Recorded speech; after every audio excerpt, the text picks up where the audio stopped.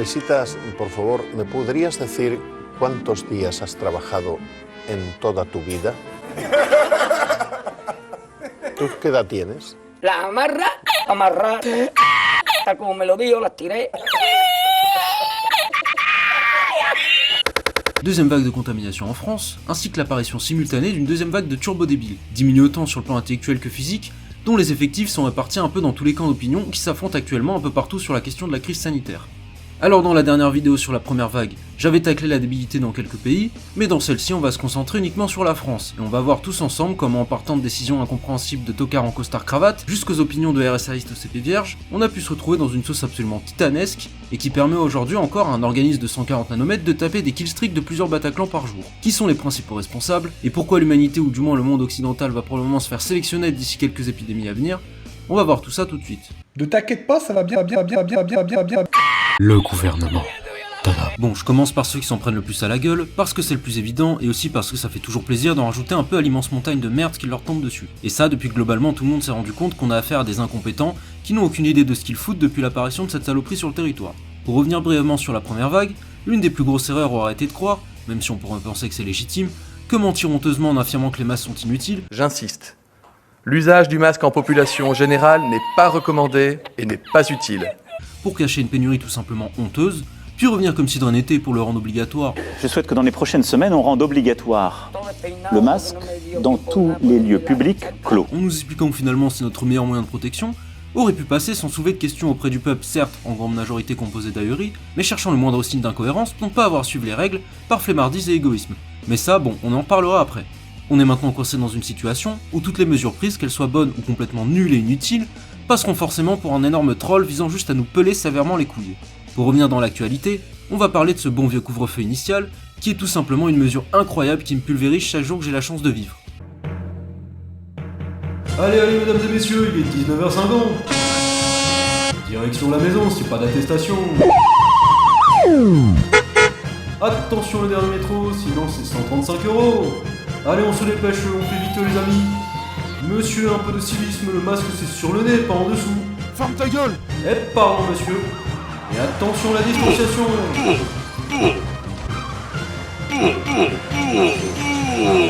Créer des afflux de personnes rentrant tous chez eux à la même heure relève du génie, et à mon humble avis, le SRAS-CoV-2 a bien les glandes de ne plus pouvoir enrichir génétiquement les quelques passants qui rentraient chez eux le soir après une cuite à la blonde saveur pisse à 3,50 €.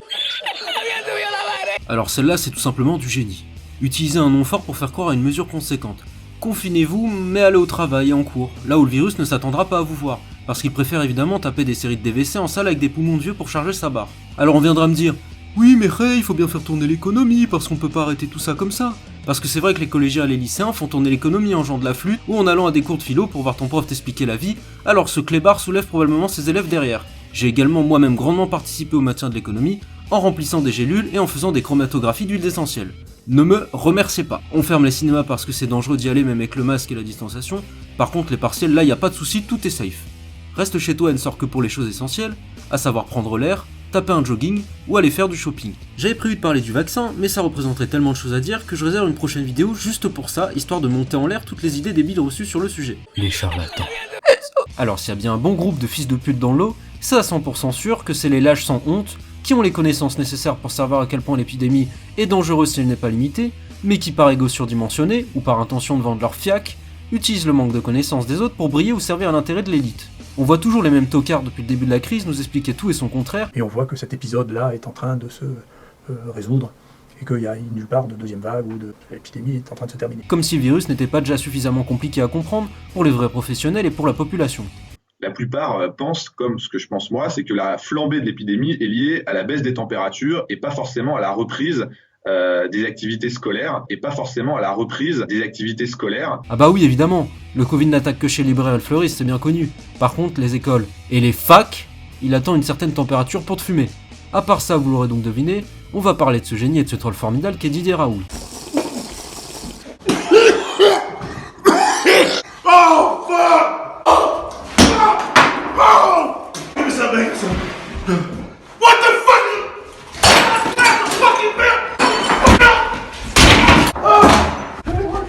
Alors tout le monde en a entendu parler, le saint Raoult ayant soi-disant trouvé un remède efficace et rapide contre le Covid, suite à des essais cliniques quelque peu douteux.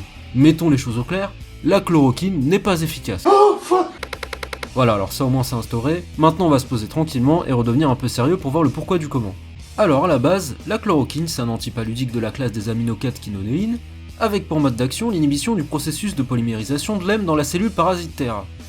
Enfin bref, c'est pour introduire le fait que ce médoc et son fonctionnement entre guillemets est connu et utilisé depuis déjà pas mal de temps, même s'il est déjà résistant CED, par certaines souches de parasites. Premier problème, les premières études menées ne sont pas correctement réalisées de manière à pouvoir conclure, déjà pour cause le manque de groupe contrôle, la différence de gravité de la maladie entre les patients qui parfois se trouvaient carrément dans des villes différentes, et le nombre d'échantillons trop faible. Alors on viendra me dire « Oui mais Ray, on peut pas ne pas soigner les gens en leur donnant un placebo, et rien pour les traiter ». Je suis d'accord fils de pute, mais dans ces cas-là tu dis pas « mon traitement marche », mais il y a moyen que, peut-être sur un malentendu, pour pouvoir tirer des conclusions, et c'est valable dans les domaines de la vie, faut tester par rapport à une référence, un point de repère. Il faut également le faire beaucoup de fois pour être sûr que tout est reproductible et que le résultat n'était pas seulement un hasard. La chloroquine a montré une certaine efficacité selon l'étude chinoise publiée en février, mais pour seulement in vitro, efficacité qui n'a jamais vraiment été retrouvée in vivo. Pour comparaison, dans le traitement de la malaria, il faut in vitro une concentration de 2,7 microgrammes par litre et in vivo 44,29. Donc si pour avoir un début d'effet faut s'injecter un baril entier, c'est pas la peine, envoie-moi le Covid par livraison Prime, ça fera toujours moins mal. Là, Raoul a validé selon lui l'efficacité de son traitement, plus sur la base de sa propre déduction et de son ego, en étant persuadé qu'il est efficace, plutôt que sur des bases scientifiques factuelles. On peut dire qu'il a eu recours à un coup de poker. Soit le traitement s'avère bien efficace et sa carrière explose aux yeux du grand public et il passe pour un génie, soit ça ne marche pas et bon bah on n'en parle plus et de toute façon il y aura toujours des abrutis pour croire que c'est un bon traitement. Maintenant vous me direz, oui mais quel est le problème Ray? Au pire on donne un médoc déjà connu et il marche juste pas dans le pire des cas. Oui mais non, trou du cul.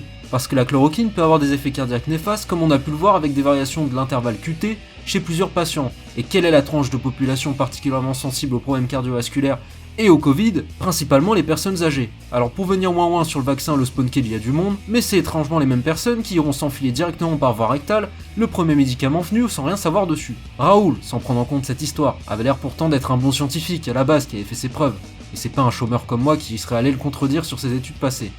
Mais dans le cas actuel, sa prise de position couvrant des intérêts égoïstes est tout simplement honteuse. Et malgré tout, on aurait tout de même été bien ravis qu'il ait raison depuis le début, parce que ça nous aurait évité tout ce merdier. J'ai pas regardé, et je peux conclure avec la même logique que Raoul pour réaliser une étude, que c'est de la grosse merde. Voilà, non mais sérieusement, respectez-vous, s'il vous plaît, arrêtez de regarder n'importe quoi, c'est une vidéo sérieuse ici. Pour conclure vis-à-vis des charlatans... Donc il n'y a pas de deuxième vague, l'épidémie elle est finie. Vous avez tous du sang sur les mains, et probablement encore du musper au coin de la bouche. Alors j'attaque le gros morceau en dernier, parce que c'est la conséquence de tout ce qu'il y a avant catalysé par la débilité. Tu fusionnes des informations non sourcées dénues de logique, répandues par des gens censés représenter l'élite et nous guider, avec une flemmardise intellectuelle de recherche et de réflexion, reflet d'une stupidité colossale. Et t'obtiens tout le bordel absolument formidable qui se déroule actuellement, et qui abaisse la France à cette position tout bonnement honteuse, sur le sondage du taux d'acceptation du vaccin dans la population. Pour parler du masque, je vais pas revenir sur ce que j'ai dit avant, le masque est maintenant obligatoire partout et presque jusque dans tes chiottes, sauf que pas mal de gens sont incapables de l'utiliser correctement et ont visiblement plus de skills d'entorchage de fion. Et donc ça fait la 4e fois ce matin. Que dans les gestes de survie dans une situation de crise. On a d'abord eu droit à des crevards pour chialer sur le manque de masques et de protection pendant que des tas de soignants se faisaient Covid-dead, parfois jusqu'à en payer le prix ultime, puis maintenant on a des pros de santé diplômés Bac+10 Wikipédia /M2 Doctissimo. Mais je pense que ce n'est pas efficace. Et parce que c'est un virus, c'est pas une bactérie, c'est pas un microbe, c'est un virus, et ces masques-là ne servent pas contre les virus. Qui viennent t'expliquer que le masque est inutile et ouin. Vous avez juste pas envie de le mettre parce que c'est extrêmement chiant à porter.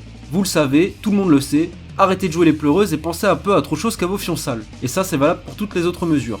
Discuter sur l'utilité de certaines, je veux bien, parce qu'on va pas se mentir qu'elles sont là d'être toutes efficaces et logiques, mais remettre en question la base des bases dans la gestion d'une pandémie pour garder son confort personnel, c'est égoïste, et ça vous vaut une position VIP dans le FC fils de pute. C'est quand même pas des mecs qui pensent que le système sympathique c'est un type qui te retient la porte et qui s'appelle système, qui auront les arguments pour me contredire sur ce que j'avance. C'est un peu inconscient de la part de tout le monde de sortir alors qu'on est en plein virus. Avec ce qu'on vit un peu actuellement, on n'a pas l'impression que les gens ont pris conscience de ce qui se passait et... 100% d'accord, mais j'ai juste une question les BG. Vous faites quoi là actuellement? Alors ça c'est juste formidable. L'argument le plus aberrant que j'ai pu voir.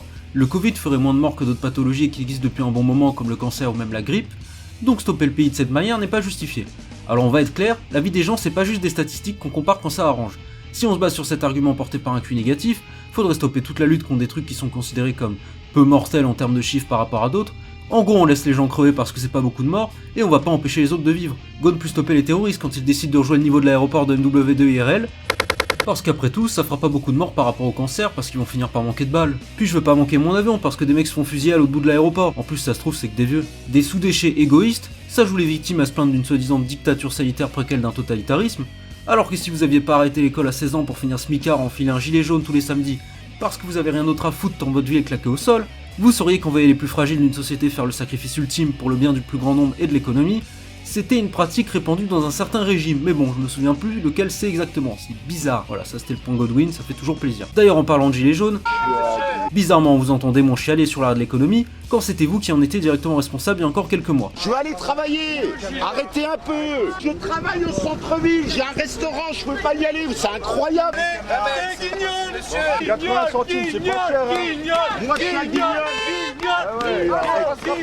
Voilà, ça c'était personnel. Remboursez-moi le temps que j'ai dû payer pour passer mon concours parce que vous bloquez les routes, bande de fils de pute. Quelque chose de très grave dans le monde. Je vous jure que c'est vrai. Renseignez-vous. On va tous être pucés, mais pas une puce comme vous imaginez de chien ou chat qu'on peut retirer, non. Des nanoparticules, ça sera. On pourra pas les retirer. Et là, ils vont réussir à nous injecter ça dans des vaccins. Vu que ce sont des nanoparticules, c'est miniature, infiniment le plus petit de ce que vous pouvez imaginer. Bordel de merde. Je remercie encore chaque jour mes darons de m'avoir fait spawn à l'époque où les influenceurs, c'était des mecs d'éther comme Jamie et Fred. Parce que je préférais être avorté immédiatement si j'avais pris exemple sur une serpillière pareille. 10 putains d'années d'études, des turbos double cursus, des concours colossaux, remis en question par une dinde. Au menu, rôti de dinde. L'élément principal sort sur la dinde. 5 kilos, nous sommes 3, on en aura pour la semaine. Sofiac siliconé, qui met en garde contre notre seul vrai moyen de se débarrasser de ce virus, tout en s'injectant en parallèle de la toxine botulique directement dans le faciès, entre deux snaps pour attarder. À ceux qui croient à cette histoire de nanoparticules et de contrôle par la 5G, conseil simple, vous en faites ce que vous voulez, laissez-vous contrôler. Pas de taf, pas de meuf, pas de thunes et regarde de la télé-réalité, impossible de faire pire, ils feront forcément mieux vous verrez, ça vous rendra service. Conclusion. J'ai rien à rajouter de plus et je serais même pas capable de vous dire comment on va sortir de ce merdier abyssal dans lequel on est fourré. On se retrouve bientôt pour parler du vaccin et de la 3ème vague. La bonne santé à tous et à la prochaine.